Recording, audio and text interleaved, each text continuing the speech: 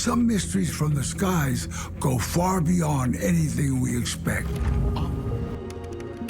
It's 2014 in Cincinnati, and a widow named Carol Knight is going through her late husband's belongings in his office.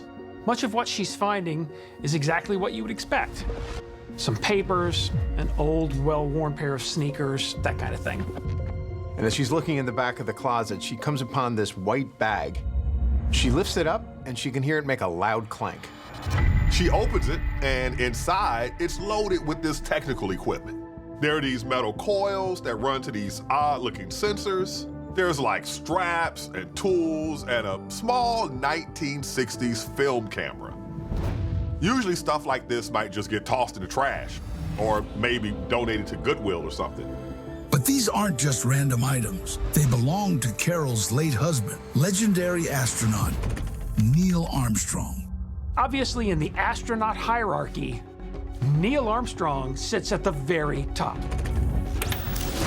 He's the first person to set foot on the moon. And in July 1969, 650 million people huddled around their television sets to watch that moment happen. Tranquility Base here. The Eagle has landed.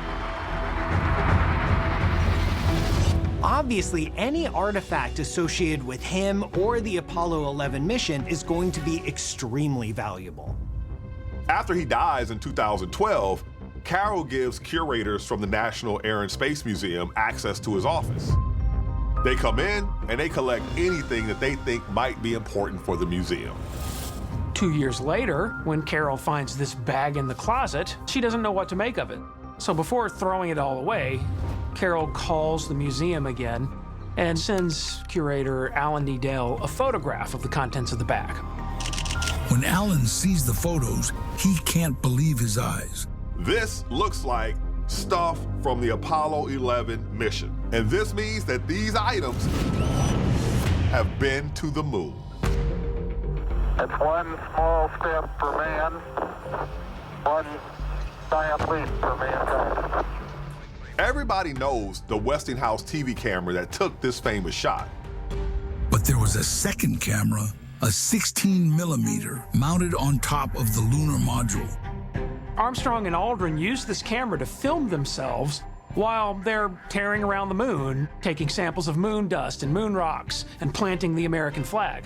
So how did this priceless piece of history end up buried in a closet for more than 40 years? It seems that nobody but Armstrong knew that this camera was in the closet because it wasn't supposed to even come back to Earth in the first place. When it comes to space travel, there is no more valuable commodity than mass. They even have a saying, every ounce matters. When Apollo 11 returns to Earth, they come back with 50 pounds of moon rocks that they didn't leave Cape Canaveral with. So they had to leave an equivalent weight of items behind to compensate for the rocks. But Armstrong didn't want to leave the prized camera on the moon. It seems that Armstrong makes an executive decision to take the 16 millimeter film camera back. And he keeps this secret. He doesn't tell NASA, he doesn't even tell his wife for decades. And now Armstrong's secret camera could turn out to be worth a fortune. Buzz Aldrin's Apollo 11 jacket sells for $2.8 million in 2022. And bags used to collect rock samples sell for $2 million at auction. And they don't even have moon rock in them anymore. So can you imagine what this camera would sell for? Carol Knight, however, does not cash in. Instead, she donates the camera to the Space Museum for public display.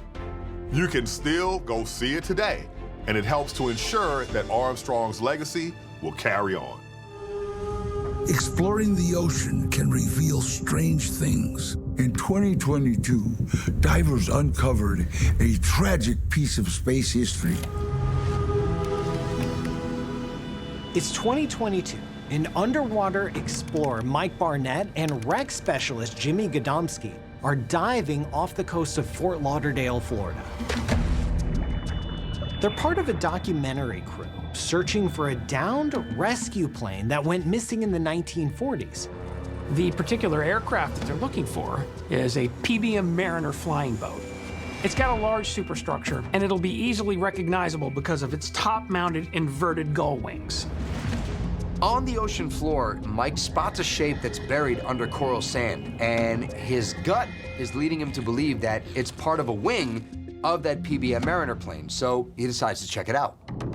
They use blowers to delicately remove sand and coral fragments from the object. But as the sand blows off, they see something that doesn't make sense. They uncover what appears to be a series of white bricks or cobblestones mounted to the object. Now, even though it appears to have been buried for a long time, these bricks are still very white with no signs of any rust or oxidation. They seem to be made of a composite that neither of them recognize. Mike realizes this isn't a World War II plane, but the location of the wreck gives him another idea. They're just offshore from Cape Canaveral, which launches rockets all the time. And parts of rockets, like boosters, are designed to fall back into the ocean from 50 miles up, but this thing is flat and wide, and so it can't be a rocket booster. As he heads back to shore, Mike calls a former astronaut friend named Bruce Melnick to look at the video.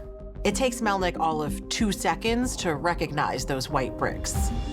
These are heat tiles of the type that were used on the space shuttle to protect it from heat during re-entry. Then Melnick says something that stops everyone in their tracks. Melnick is sure that if there's a big piece of a space shuttle just off the coast of Florida, it belonged to Challenger. Challenger, go with throttle up.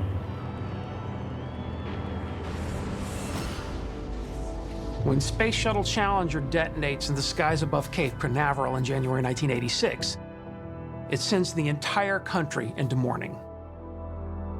It kills all 7 crew members, including schoolteacher Krista McAuliffe, who was supposed to be the first civilian in space. Obviously, there's a scramble to see what caused this horrific tragedy, so the Navy undertakes the biggest salvage operation in history. But it's an incredibly difficult mission because debris is spread across 500 square miles of ocean. They collect over 100 tons of wreckage. And that wreckage, combined with film footage, reveals that the fault is an O-ring, a little rubber gasket in a rocket booster that was responsible for triggering the explosion. Mike brings footage from his dive to NASA program director Mike Cinelli, hoping to confirm that what they found truly is a piece of the Challenger shuttle. And I'm always a little cautious because, as you know, we've launched rockets for over 70 years, so there's a lot of objects out there. But after looking at the object in greater detail, you've discovered Challenger. I certainly can't thank you enough for showing me this. It's powerful. Everyone who was alive and conscious at the time remembers where they were when it happened. Seeing this artifact is enough to bring you right back to that moment in history.